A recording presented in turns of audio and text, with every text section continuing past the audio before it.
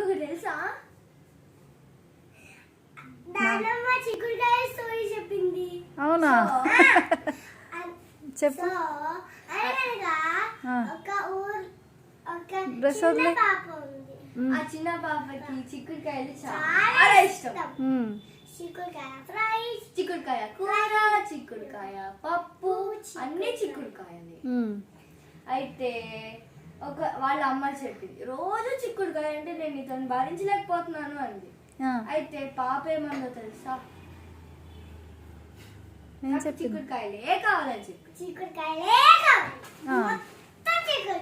కావాలి. అయితే ఒక రోజు పడుకునేటప్పుడు ఇలా పెట్టి, దేవుడా దేవుడా నాకు చిక్కుడుకాయలు కావాలి ఎవ్రీడే అని చెప్పింది.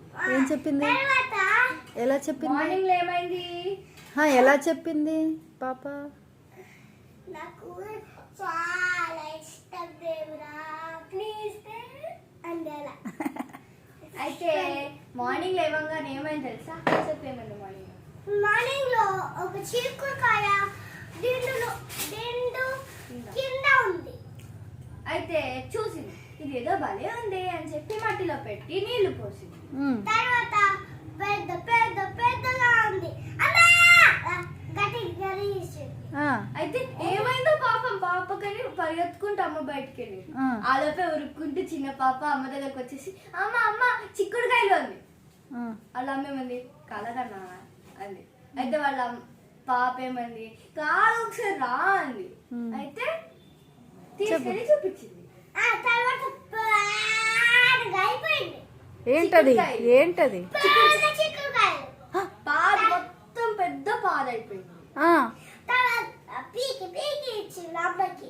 తర్వాత చిక్కుడుకాయ కూర్చేసేసింది.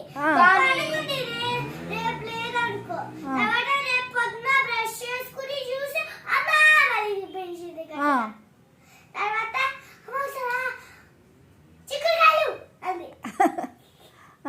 ఎవ్రీడే అలానే చిక్కుడుకాయలు వచ్చేస్తే మొత్తం పీకేసి కూర చేసేస్తుంది అమ్మ. మళ్ళీ నెక్స్ట్ డే అన్ని వచ్చేస్తాయి. కోసేసి అనాలి, పీకేసి కాదు. మళ్ళీ వచ్చేసింది నిన్న. తర్వాత రేపు వస్తుందో లేదు అనుకుంటుంది. తర్వాత నిన్న లేదు. కథకంచికి మనం ఇంటికి. నువ్వు చెప్పు. అనగనగా ఒక చిన్న పాప ఉంది. చిన్న పాప మళ్ళీ మొదలు పెట్టడం. కథ కంచికి మనం ఇంటికి చెప్పాలి. కథ కంచికి ఇంటికి. ఏంటది?